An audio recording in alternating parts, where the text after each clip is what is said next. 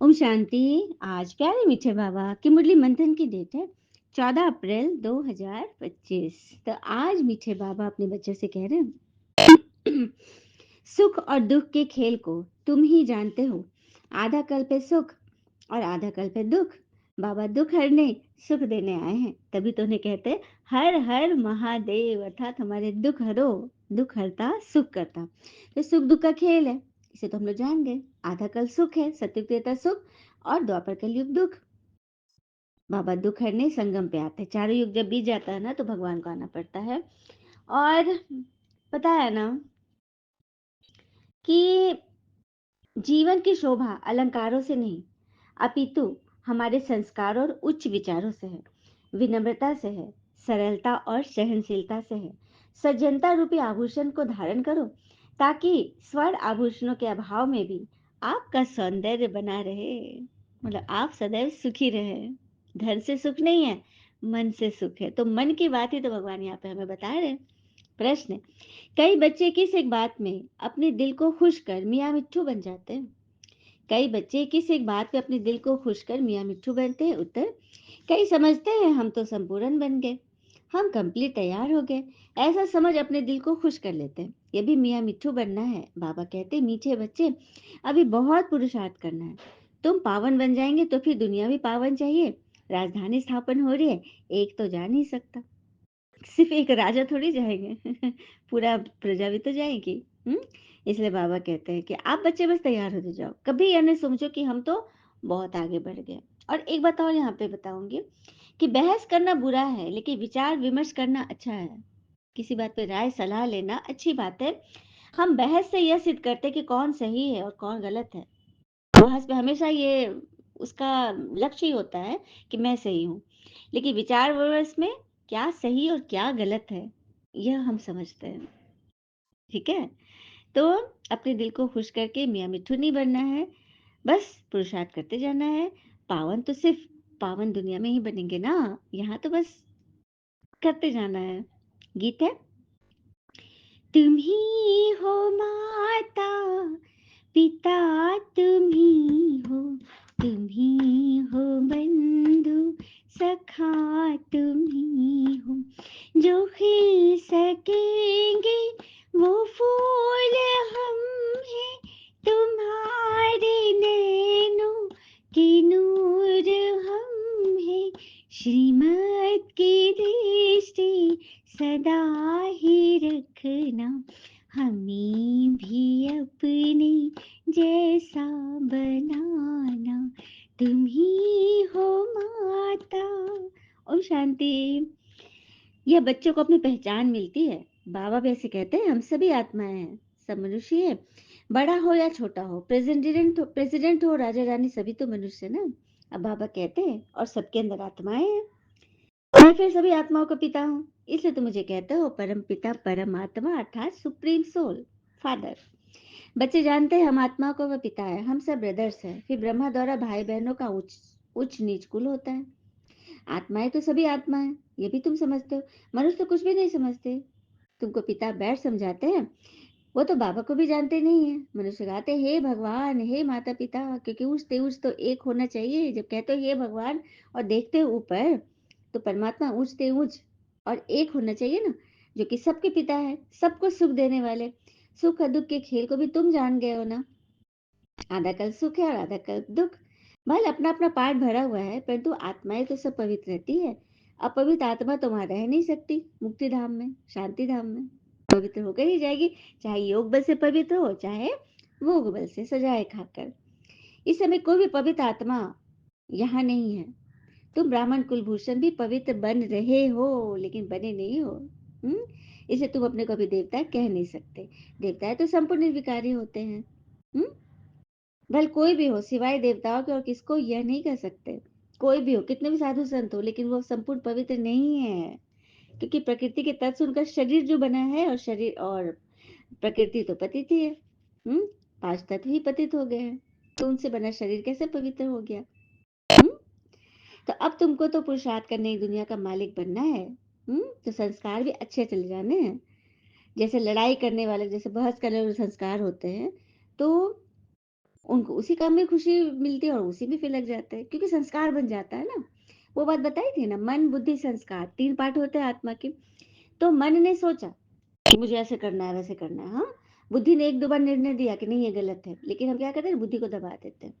अरे छोड़ो ना।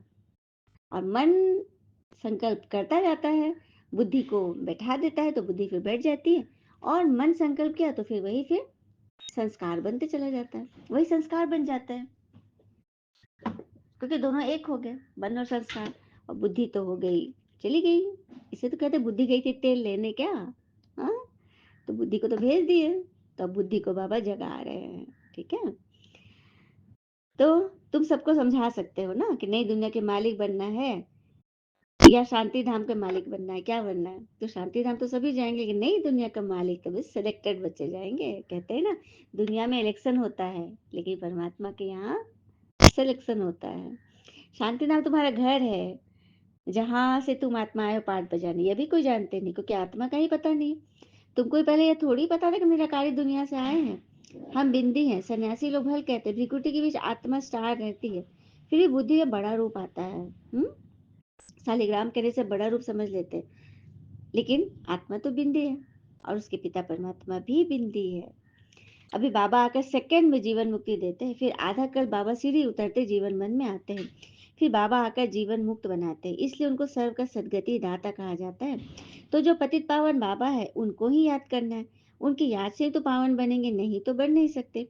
उस तेज एक ही बाबा है। कई बच्चे समझते हैं कि हम संपूर्ण बन गए, हम्म, हम कंप्लीट तैयार हो गए, ये भी अपने दिल को खुश कर लेते हैं, और इसी में फिर वहम और हम भी आ जाएगा, दोनों चीज हो जाएगा। तो इसलिए बचिए, कोई कितनी भी कोशिश करे कि हम जल्दी कर्मातीत बन जाए, पर तो होगा नहीं। राजधानी स्थापन हो रही है, अपने अपने समय पर ही होगा। भले कोई स्टूडेंट पढ़ाई में बहुत होशियार हो जाते हैं, पर तो इम्तहान तो टाइम पर ही होगा ना। इम्तहान तो जल्दी हो ना सके, साल के बाद ही इम्तहान होगा, वार्षिक एग्जाम। यहाँ भी ऐसे है, जब समय होगा तो तुम्हारे पढ़ाई का रिजल्ट निकलेगा, अभी तो तुम पुरुषार्थ करते रहो, अपने ऊपर सोने का पानी चढ़ाते रहो, मतलब पुरुषार्थ पक्का करते चलो। अभी राजधानी स्थापन हो रही है, हाँ इतना समझते हैं, बाकी थोड़ा टाइम है, मूसल भी निकल गए हैं, इनको बनाने में कितना टाइम लगता है, फिर प्रैक्टिस हो जाती है। शुरू में जब बनाते हो मिसाइल वगैरह, बॉम्ब वगैरह, तो कितना टाइम लगता है साइंटिस्ट लोग को, जब बनाया, जिन्होंने इन्वेंट किया। लेकिन बाद में फिर दूसरा तीसरा बनाना तो प्रैक्टिस हो जाती है, फिर झट बनाने लगते हैं। यह सब ड्रामा में नूंद है, विनाश के लिए बॉम्ब्स बनाते रहते हैं। गीता में भी मुसल अक्षर है ना, यादवों के पेट से मुसल निकले, यादव अर्थात विदेशी, उनके मुंह से मुसल निकले, अर्थात उनके मन से मिसाइल, मिसाइल जो तैयार हुआ ना विनाश के लिए, ये सब चीजें, तो ये सब तो होना ही है। हम्म, भारत को सचखंड कहते हैं, अब झूठ खंड बन गया है। सोना भी सच्चा और झूठा होता है ना, नकली होता है ना। हाँ, अभी तुम बच्चे जान गए हो बाबा की महिमा क्या है। वह मनुष्य सृष्टि का बीज रूप है, सत्य है, चैतन्य है। आगे तो सिर्फ गायन करते थे, सच बात है, सिर्फ गाते थे, लेकिन बाबा अभी आ गए हैं। और पता है, आकर अपना सीसीटीवी कैमरा ना वो लगा के रखे हैं बच्चों पर। आइए एक सुंदर सा प्रसंग सुनते हैं। क्या भगवान हमें देख रहे हैं? हाँ जी बाबा, बिल्कुल देख रहे हैं, समझिए इस कहानी से। एक व्यक्ति था, उसके घर के पास एक डेयरी वाला था। वह डेयरी वाला ऐसा है कि आधा किलो घी में अगर घी 502 या 1 ग्राम भी तुल जाता था ना, तो वो 1 ग्राम घी निकाल लेता था, नहीं चाहने देता था एक्स्ट्रा। एक बार मैं आधा किलो घी लेने गया, उसने मुझे 90 रुपए ज्यादा दे दिए, गलती से। तो मैंने कुछ देर सोचा, पैसे लेकर निकल गया। मैंने सोचा कि 2-2 ग्राम जो तू हमेशा घी निकाल कर बचा लेता है, एक ही दिन में तेरे सारे पैसे निकल गए, मतलब मैं खुश हो गया।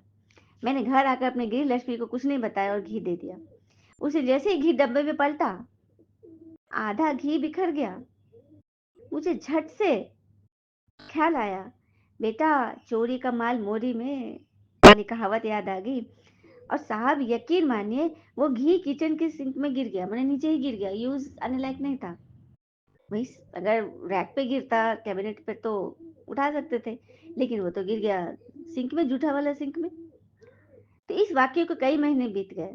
परसों शाम को मैं वेज रोल लेने गया, उसने मुझे 70 रुपए ज्यादा दे दिए। मैंने मन ही मन सोचा, चलो बेटा आज फिर चेक करते क्या वाक़ई भगवान हमें देख रहा है। उस दिन तो भगवान हमको ₹90 ज़्यादा मिला था, मैंने लौटाए नहीं, तो मेरे ₹90 की घी बह गया। आज भी मुझे ₹70 ज़्यादा मिल गए। मैंने सोचा कि चेक करते हैं, क्या भगवान सच में देख रहे हैं? मैंने रोल पैक कराई, पैसे लेकर निकल गया। आश्चर्य तब हुआ जब एक रोल अचानक रास्ते में गिर गया। घर पहुंचा, बचा हुआ रोल टेबल पर रखा, जूस निकालने के लिए अपना मनपसंद कांच का गिलास उठाया। अरे! यह क्या? गिलास हाथ से फिसल कर टूट गया। मैंने हिसाब लगाया, करीब-करीब 70 में से ₹60 का तो नुकसान हो चुका था। मैं बड़ा आश्चर्यचकित था। और अब सुनिए, ये भगवान तो जैसे मेरे पीछे ही पड़ गए थे। जब कल शाम को सुभिक्षा वाले ने मुझे ₹30 ज़्यादा दे दिए, मैंने अपनी धर्मपत्नी से पूछा, क्या कहती हो? एक ट्राई और मारे क्या? उसने मुस्कुराते हुए कहा, जी नहीं। और हमने पैसे वापस कर दिए। नहीं, नहीं, नहीं, पैसे वापस कर दो। बाहर आकर हमारी पत्नी ने कहा, वैसे एक ट्राई और मारनी चाहिए थी। ये कहना ही था कि उसे एक ठोकर लगी और गिरते-गिरते बच गई। मैं तो सोच में पड़ गया, क्या वाक़ई भगवान हमें देख रहा है? हाँ, भगवान हमें हर पल, हर क्षण देख रहे हैं। हम बहुत सी जगह पोस्टर लगे देखते हैं, आप कैमरे की नज़र में हो, पर याद रखना, हम हर क्षण, हर पल, हर सेकंड, प्रतिपल भगवान की नज़र में हैं। कितनी सुंदर कथा ना? मतलब एकदम दिल को छू गया। तो हमें कोई भी ऐसा कर्म नहीं करना चाहिए। तुरंत में उसको कोई भी चीज़ हमें वापस अगर मिल गई अधिक, तो उसे तुरंत लौटाइए। नहीं तो किसी न किसी रूप में वो बर्बाद ही होगा और भगवान की नज़र में भी हम गिर जाएँगे। तो ऐसा कौन करेगा? हाँ, तो बचना है इससे। इसलिए बाबा कहते हैं रावण राज में ये सब होता है। तुम तो राम राज की तरफ जा रहे हो ना? ये बाबा कहे मैं तुम्हें बेहद ले जाने के लिए बेहद की बातें सुनाता हूँ। तुम बेहद की बुद्धि से जानते हो मेल और फीमेल सब सीताएँ हैं, जो रावण की कैद में और सच्चे राम आकर शिव बाबा हमें रावण की कैद से निकालते हैं। रावण कोई मनुष्य नहीं है। ये समझाया जाता है हर एक में 5 विकार हैं, इसलिए रावण राज कहा जाता है। हाँ, 5000 वर्ष का चक्र कैसे फिरता है, ये बाबा हमें बैठ समझा रहे हैं। सत्युग त्रेता में भी पुनर्जन्म लेते हो, लेकिन वह है राम राज, फिर रावण राज आता है, तो हार जीत का खेल शुरू हो जाता है। तुम जीत पाते हो तो स्वर्ग के मालिक बनते हो और हार खाते हो तो नरक के मालिक बनते हो। स्वर्ग अलग है। कोई मरते हैं तो कह देते हैं स्वर्ग पधारा। अभी तुम थोड़ी कहोगे, क्योंकि तुम तो जानते हो स्वर्ग कब है और कहाँ है। पता है ना? दुनिया को तो पता है, बोले तो कहेंगे ऊपर है स्वर्ग। या फिर ये कह देते हैं ज्योति ज्योत में समा गया, निर्वाण चला गया। ये भी हो ना सकता, निर्वाण तो कोई पा ही नहीं सकता, क्योंकि मुक्ति धाम का गेट किसी को पता ही नहीं है। स्वर्ग की वहां की चाबी ही नहीं है पता किसी को।